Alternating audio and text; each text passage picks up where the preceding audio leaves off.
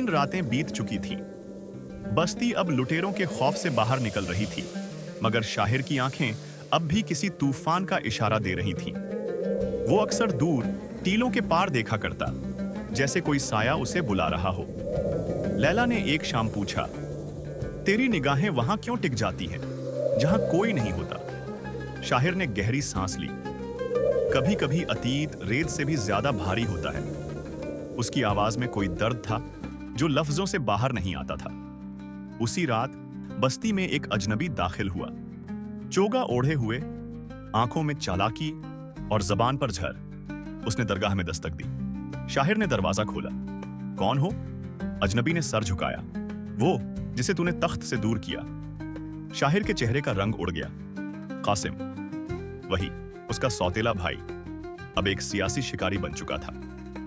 अब्बा की मौत के बाद सल्तनत मेरा हक है और तू रेत में रोटी बांट रहा है? कासिम हंसा, जहर भरी हंसी। तेरी मोहब्बत, तेरी इंसानियत, तेरी दरगाह, ये सब मेरे तख्त की राह में कांटे हैं। शाहिर ने कोई जवाब नहीं दिया, बस चुपचाप दरवाजा बंद कर लिया। सुबह बस्ती के लोग जागे तो देखा कासिम के सिपाही गांव की चौकियों पर थे। एक फरमान लाया गया, इस बस्ती को शाही जमीन करार दिया जाता है। जो भी यहां रहेगा बगावत का मुजरिम होगा। लैला का चेहरा सख्त हो गया। अब क्या होगा शाहिर? शाहिर ने चुपचाप आसमान की तरफ देखा। वो जो अल्लाह चाहेगा। अगली 2 रातों में शाहिर ने हर घर जाकर लोगों से बात की। किसी को डर था, किसी को गुस्सा, मगर सबकी आंखों में एक ही सवाल, क्या लड़ना ही हल है? शाहिर ने कहा, अगर हम लड़ेंगे तलवार से, हम भी कासिम जैसे बन जाएंगे, मगर अगर हम लड़ेंगे रूह से, मोहब्बत से, हम बदल सकते हैं सब कुछ। लैला ने एक रात शाहिर को दुआ में बैठे देखा। तू अल्लाह से क्या मांगता है हर रात? शाहिर ने आंखें खोली। सबके लिए रोशनी और मेरे लिए बस इतना कि मैं अंधेरे में भी सच्चा रहूं। पर कासिम ने अपना आखिरी वार किया। उसने लैला को अगवा कर लिया, उसे एक बंद महल में कैद कर दिया, वहीं जहां कभी शाहिर पैदा हुआ था। अगर तू शाहिर को मोहब्बत करती है, कासिम ने कहा, तो अब देख उसकी रूह कैसे जलती है। लैला ने सिर ऊंचा करके जवाब दिया, तेरा ताज सोने का है, मगर रूह तेरी मिट्टी से भी सस्ती है। और मेरी मोहब्बत रेत में लिखी इबादत है जिसे तू मिटा नहीं सकता। उधर शाहिर को जब खबर मिली, वो पहली बार अपने हथियारों की तरफ गया। उसने अपनी पुरानी तलवार निकाली, जिस पर लिखा था, हक की राह में तलवार भी सजदा करती है। बस्ती के लोगों ने साथ देने की पेशकश की, मगर शाहिर ने कहा, यह मेरा जंग है, नफरत के खिलाफ, मोहब्बत के लिए। अगली रात शाहिर चुपके से महल पहुंचा, वहीं जहां उसकी रूह ने पहली बार दर्द देखा था। कासिम ने जब उसे देखा तो तलवार खींच ली। अब आया तू अपने अंजाम पर। दोनों भाई एक तख्त के लिए नहीं, बल्कि एक लड़की, एक बस्ती, एक सच्चाई के लिए लड़ रहे थे।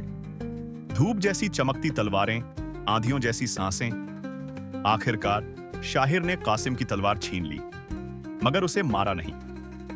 मैं तुझे वहीं छोड़ता हूं जहां तू मुझे छोड़ गया था, अकेला मगर जिंदा।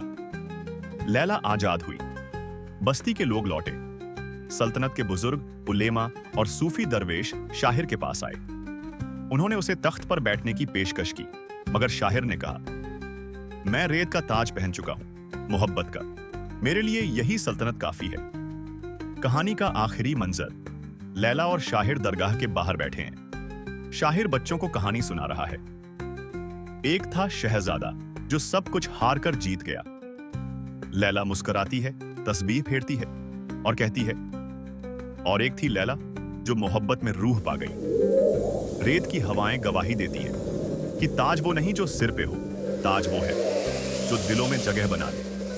तो यूं खत्म हुई रेत की वो दास्तान, जिसमें तख्त भी था, ताज भी और मोहब्बत का इम्तिहान भी। जायद ने सब कुछ खोकर शायद सब कुछ पा लिया।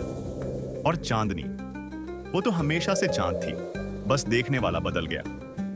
ये कहानी अगर आपके दिल को छू गई हो तो बस एक दुआ की तरह इसे आगे बढ़ाइए। लाइक कीजिए, कमेंट में बताइए आपके लिए रेत का ताज क्या था। और अगर आप ऐसी और कहानियां सुनना चाहते हैं तो सब्सक्राइब जरूर कीजिए। हम फिर मिलेंगे किसी नए और रूहानी सफर के साथ। तब तक याद रखिए,